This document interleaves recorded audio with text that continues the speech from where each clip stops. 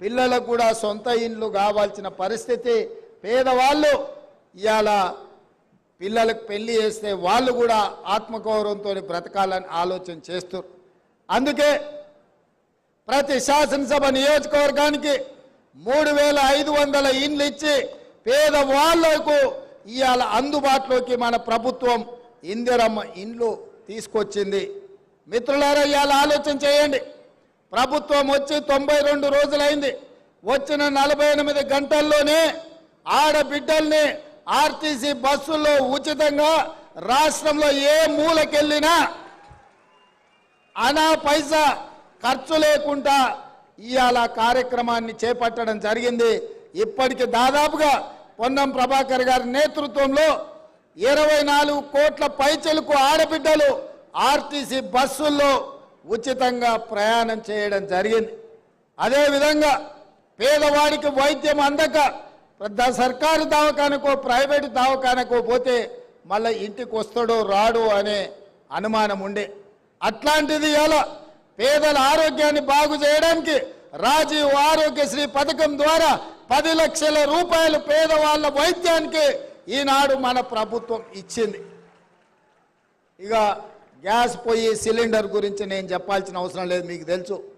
ఆ ఎల్ల కట్టెల పొయ్యితో కన్నీళ్లతో వంటలు వండలేక కట్టెల పొయ్యిలో ఊది ఊది ఆ పొగ ఊపిరితిత్తులకు పోయి క్యాన్సర్ వచ్చి ఆడబిడ్డలు చచ్చిపోతుంటే ఆడబిడ్డల కన్నీళ్లు తుడవడానికి సోనియమ్మ దీపం పథకం ద్వారా మీకు గ్యాస్ పొయ్యి సిలిండర్ ఇచ్చి 400 రూపాయలకే మీకు ఆ ఎల్ల సిలిండర్ ఇచ్చారు. మరి వెనక్కి తిరిగి చూస్తే 15 ఏళ్ళ మోడీ గారు వచ్చిండ్రు, కేసీఆర్ గారు వచ్చారు. 400 ఉండే సిలిండర్ 1200 రూపాయలు అయింది. అవునా అక్క? అంతేనా?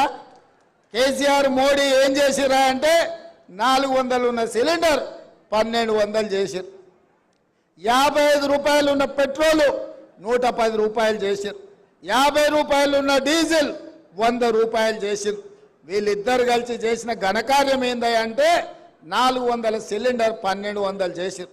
అందుకే ఎన్నికలప్పుడు స్పష్టంగా మళ్ళీ గ్యాస్ పొయ్యి సిలిండర్ అటక మీద పెట్టి కట్టెల పొయ్యికి వెళ్తున్న మా ఆడబిడ్డల్ని ఆదుకోవాలని కట్టెల పొయ్యి వద్దు 500 రూపాయలకే ఆడబిడ్డలకు సిలిండర్ ఇస్తామని మాట ఇచ్చి ఇవాళ ఆ కార్యక్రమాన్ని కూడా పెద్ద ఎత్తున మనం ప్రారంభించుకున్నాం. అదేవిధంగా వ్యవసాయానికే ఉచిత కరెంటు ఉన్నది. భూమి లేనోళ్లకు మరి కష్టాలు లేవా? మీరెందుకు వాళ్ళ గురించి ఆలోచన చేస్తలేరు అని బట్టి విక్రమార్క గారు ఆదిలాబాద్ నుంచి ఖమ్మం వరకు పాదయాత్ర చేసినప్పుడు పేదోళ్ళు వారి దృష్టికి తీసుకొచ్చారు. నేను కూడా ఈ భద్రాచలానికి వచ్చి పాదయాత్ర చేసిన, ఇల్లందులో చేసిన, ఈ ప్రాంతానికి వచ్చినప్పుడు పేదలు మాకు గుర్తు చేసిండ్రు, అయ్యా భూమి ఉంటేనే ఉచిత కరెంట్ అంటారు, మరి మా ఇంటి కరెంటు బిల్లులు మేము కట్టలేకపోతున్నామన్నారు. అందుకే ఆలోచన చేసి ప్రతి పేదవాడి ఇంటికి 200 యూనిట్లు ఉచితంగా కరెంటు ఇచ్చి మీరు టీవీ పెట్టుకున్నా, మీరు ఫ్యాన్ వేసుకున్నా, మీ ఇంట్లో ట్యూబ్ లైట్ పెట్టుకున్నా కరెంటు బిల్లు కట్టాల్సిన పని లేదు. మా ఆడబిడ్డలు రూపాయి కూడబెట్టి కరెంటు బిల్లు కట్టాల్సిన అవసరం లేదు అని చెప్పి ఇవాళ 200 యూనిట్ల వరకు ఉచితంగా పేదల ఇంటికి కరెంటు ఇచ్చి మీ ఇళ్లలో వెలుగులు నింపాలన్న ఆలోచన ఈ ఇందిరమ్మ రాజ్యంలో కాంగ్రెస్ ప్రభుత్వం చేస్తున్నది.